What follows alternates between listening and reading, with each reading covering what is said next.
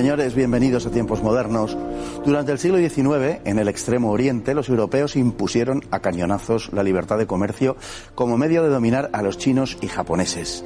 Esa libertad de comercio incluía el derecho a narcotizar a millones de seres humanos. Son las llamadas guerras del opio. Mediado el siglo XVIII, el comercio británico con China arrojaba un enorme déficit. Si en las islas demandaban en grandes proporciones la porcelana, la seda y el té chinos, estos en cambio apenas sí requerían productos ingleses. El Reino Unido debía pagar el déficit en plata, lo cual resultaba muy oneroso, por lo cual comenzó la exportación de opio desde la India hasta China. Para los británicos el comercio de opio se convirtió en un magnífico negocio, sobre todo desde la conquista de Bengala en 1764, por cuanto los beneficios multiplicaban por 4 los costes. Pronto los británicos no se limitaron al opio de la India, sino que fueron a por más en el Imperio Otomano y Persia. Como es natural, la masiva entrada de opio disparó el número de drogadictos en China, de modo que en 1829 el emperador Dao Wang prohibió su venta y así lo notificó a la reina Victoria. Pero los británicos hicieron caso omiso y mantuvieron el comercio de forma clandestina.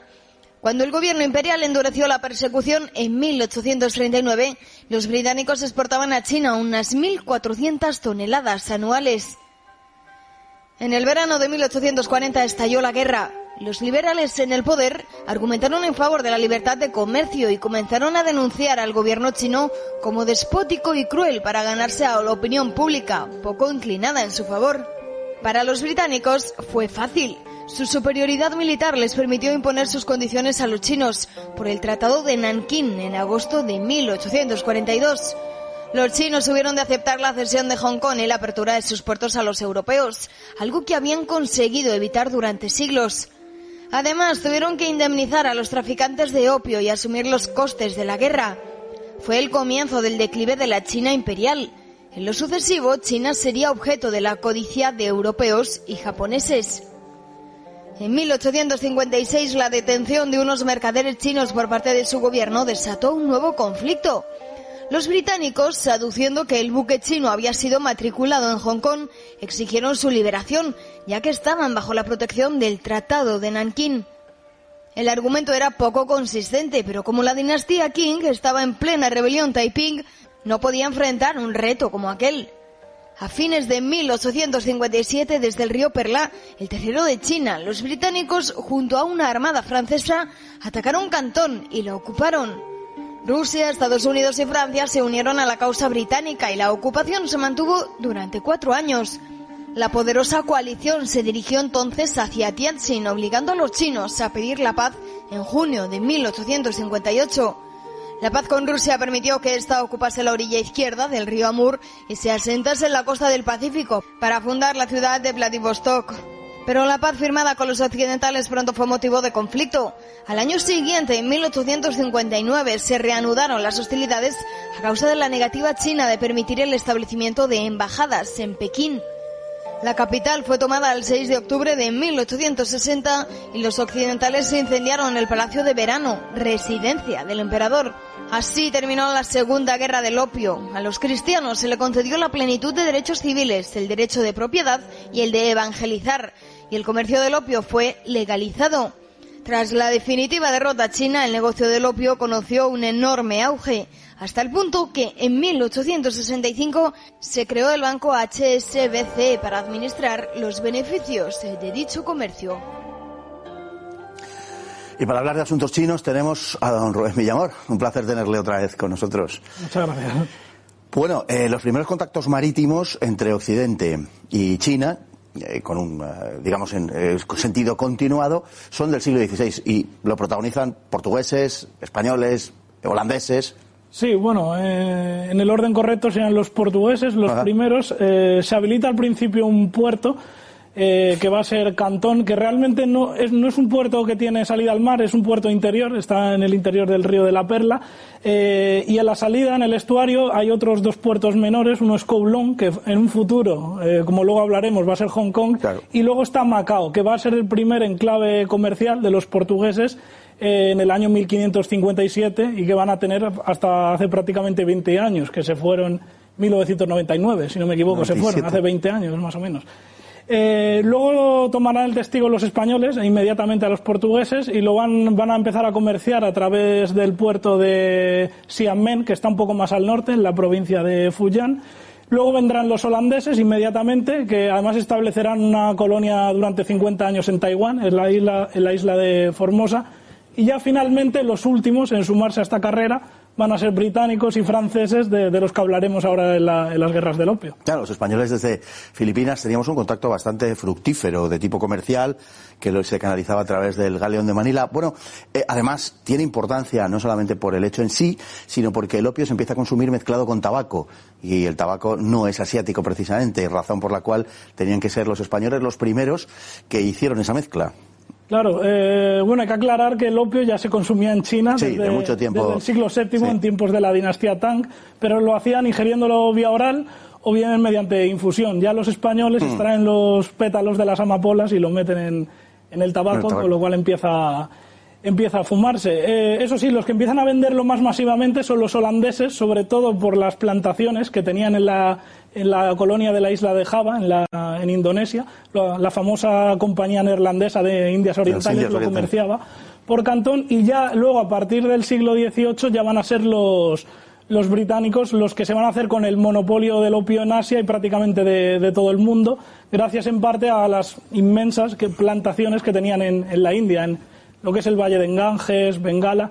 Y bueno, ahí van a empezar a comerciar a través del puerto de Cantón. Era una buena forma de saltarse los elevados impuestos aduaneros que pedían el gobierno chino en el puerto, para obtener en un principio pues materiales poco comunes como era la porcelana o la seda, pero el principal comercio, el principal negocio va a ser con la plata.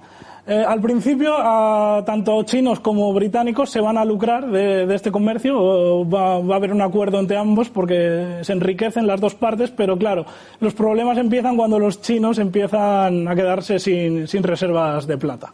Uh-huh. Bueno, volviendo al impacto que tiene el consumo de opio en China, es algo muy discutido en cuanto a las cifras, pero y además se llevaba consumiendo efectivamente más de un milenio atrás, pero lo cierto es que empieza a ser preocupante cuando se extiende el consumo y sobre todo cuando se extiende a las clases altas y medias, funcionarios, etcétera, que empieza pues a afectar gravemente el funcionamiento, digamos, de la vida política y cotidiana y social china. Claro, así es. En un principio el opio lo consumían pues clases altas, grandes terratenientes, la nobleza, mercaderes, algunas clases medias, las pocas que había en aquel entonces. Pero el problema, a partir de la década de 1830, empieza a consumirlo cualquier obrero, trabajador de clase baja o campesino, tenía capacidad. Era tal la venta, era tan masiva que todo el mundo tenía capacidad para comprar opio. Es más, se decía que un campesino, un obrero, podía gastarse 2/3 partes de su sueldo mensual en el consumo de opio. Claro, esto era insoportable, primero para las economías domésticas, luego para las economías locales y finalmente para la economía nacional. Además se dice, bueno, en aquel momento había unos 300 millones de habitantes en China y nunca las cifras se pueden tomar en serio, pero bueno, más o menos se dice que 1 de cada 4 chinos eran adictos, por lo tanto podríamos hablar de 70, 80 millones de gente adicta a esta droga. Bueno, el emperador Dawang decreta el embargo del opio en el puerto de Cantón, no sin antes haber advertido a los británicos en ese sentido, que quería detener ese comercio, y es el origen realmente de la guerra, ¿no? Es digamos, esa detención del comercio en el puerto de Cantón y esa apropiación de los buques, y comienza un periodo de varias décadas de enfrentamiento chino-británico en el cual todo es un forcejeo entre los chinos para que los británicos no impongan el comercio del opio y los británicos por imponerlo saltándose al propio gobierno chino. El emperador Dawang realmente tenía razón moralmente, pero quizá hizo las cosas con poco tacto. Sí. Primero relegó sus funciones en uno de sus mandarines favoritos, Li Zexu, que le llamaban el incorruptible. Sí. Que justo cuando cierra los puertos, lo primero que hace este mandarín es enviar una carta a la reina Victoria, en la que es bastante poco diplomático porque le echa en cara que en Inglaterra es ilegal comerciar con opio, exacto, pero es legal que pueda comerciar con terceros. La reina no le llega la carta porque la interceptan antes, pero la publica el periódico Times, y entonces eso despierta en Inglaterra unos sentimientos antichinos muy, muy grandes. A esto se suma que incautan 20.000 cofres de opio, que encima las industrias que tenían en Cantón, los trabajadores se retiran y la producción que han picado, y claro, y al final la Marina Británica, la Royal Navy, tiene que forzar ese bloqueo, y ahí van a tener lugar dos incidentes. Uno es el incidente de Kowloon, que bueno, van a ser un intercambio de disparos entre los juncos de la Marina china y las cañoneras británicas sin más relevancia, pero luego ya más al interior va a haber otro choque, la batalla de Chuanpi, que ahí ya sí que va a ser un choque entre ya más grande con bajas por ambos bandos. Claro, ahí ya este es el detonante que empieza lo que es la primera guerra del opio, que será de 1839 a 1842, y bueno, básicamente los británicos van a palizar a los chinos.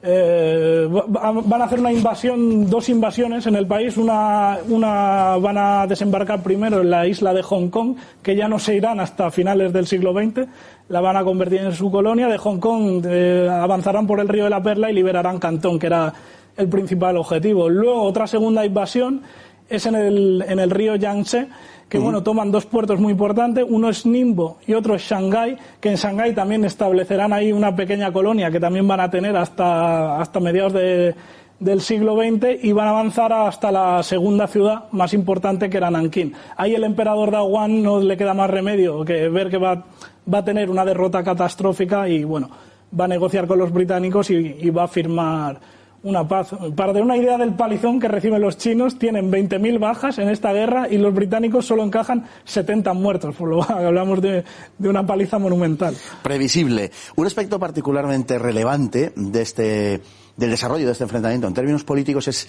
el uso que hacen los liberales de los argumentos humanitarios para justificar lo que en definitiva no era más que una cuestión de beneficios comerciales. Y entonces empieza una campaña en Gran Bretaña de denigración de los chinos, a los que muestran como seres absolutamente taimados, perversos, corruptos, lo cual, bueno, pues por razones morales, digamos, muy entrecomillado lo de las razones morales, habría que derrotar y habría que combatirlo, ¿no? En realidad, como digo, todo se reducía a una cuestión puramente comercial. Sí, además es muy curioso porque los liberales, el Partido Liberal, que era el que gobernaba en aquel momento, que además era de reciente creación, en un principio se había opuesto, además Lord Palmerston, que estaba a la cabeza, se había opuesto a esta guerra, y va a pasar de oponerse a ser uno de sus máximos defensores. Las razones, primero porque le advierten que si los chinos se salen con la suya, todo el libre comercio inglés puede peligrar en Asia, y en segundo lugar es por la reina Victoria, que va a hacer un discurso en la Cámara de los Lores, que va a decir que se siente muy preocupada por el destino de los súbditos británicos presentes en China. Así pues va a dar un giro de 180 grados el Partido Liberal, y bueno, ya en la votación en el Parlamento, ahora no recuerdo el número de votos, pero bueno, alrededor de 260 y algo van a votar a favor de los presupuestos de guerra y solo 9 en contra. En contra estaba Lord Gladstone, que bueno, que él alegaba razones humanitarias, que no habían sido justos con los chinos, que bueno, en un principio nadie le va a hacer caso, pero eso sí que le va a catapultar poco a poco a la fama, y bueno, dentro de pocos años iba a ser uno de los primeros ministros más importantes que iba a tener Reino Unido en el siglo XIX. Sí, señor, así es. La Segunda Guerra del Opio es forzada porque la dinastía Qing en ese momento está en una guerra, con la guerra de Taiping, que es un conflicto del que tenemos que hablar más adelante. Es un conflicto absolutamente desconocido, muy desconocido en Occidente, con una cantidad de muertos que puede que se eleve incluso a las 2 decenas de muertos, una cosa tremenda. Hablaremos de él más detenidamente, y aprovechando, que la dinastía Qing que China está en ese conflicto, está inmersa en ese conflicto, pues se fuerza esa guerra porque se entiende que no van a poder atender otro frente más que aquel en el que están, como digo, la guerra de Taiping, ¿no? Sí, bueno, como has dicho, la guerra de Taiping realmente sí, es un conflicto de los más desconocidos que hay, y es curiosamente de los más sangrientos de la historia de la humanidad. Más, es un conflicto que además empezó en el sur de China, con una revuelta campesina que lideraba un un fracasado aspirante a funcionario, que era Hong Xiuquan, que bueno, tuvo éxito en esta revuelta, se fue extendiendo y bueno, llegó a tomar el sur de China, las regiones centrales, la segunda ciudad más importante, que era Nankín, incluso va a amenazar el norte. De hecho, va a estar a punto de caer la dinastía Qing, y además va a instaurar un régimen que era una especie de mesianismo cristiano ultraortodoxo y mezclado con una especie de extrema izquierda del marxismo primitivo, que hacía poco que Karl Marx acaba de escribir el manifiesto comunista, y que es curioso, se va a abolir la propiedad privada, se va a abolir el sistema de clases, va a ser todo clases bajas, va a ser muchos dicen que va a ser este Estado como un precursor del comunismo, algunos directamente dicen que ha sido el primer comunismo histórico. Claro, este Estado al final acaba fracasando, también porque los Qing van a recibir ayuda occidental. Y bueno, como has dicho, deja 20 millones de muertos, es una tragedia monumental, el país devastado, y claro, esto de cara a futuros enfrentamientos contra occidentales va a estar China en una posición total de debilidad. Hay un episodio que es el incendio del Palacio de Verano en 1860, la Segunda Guerra del Opio, que tiene una motivación que todavía no es aclarada, que es objeto de polémica, ¿no? Sí, bueno, hay varias versiones acerca de por qué las tropas británicas y francesas incendiaron el Palacio de Verano. Bueno, para situarnos, la fuerza expedicionaria había avanzado a Pekín prácticamente en un mes, desde que desembarcó desde el Mar Amarillo en los fuertes de Taku, había tomado la ciudad más importante, que era Tianjin, y a continuación la capital, Pekín, y entonces aquí es cuando se produce este saqueo y este pillaje. Y aquí hay tres versiones. Una la da Lord Elgin, que era el comandante de la fuerza expedicionaria, que dijo que era una forma de castigar al despótico gobierno chino. Hay que recordar que el Palacio de Verano en aquel momento no era una residencia veraniega como lo sería años más tarde con la emperatriz Cixi en la guerra de los Bóxer. Allí era la sede del gobierno chino.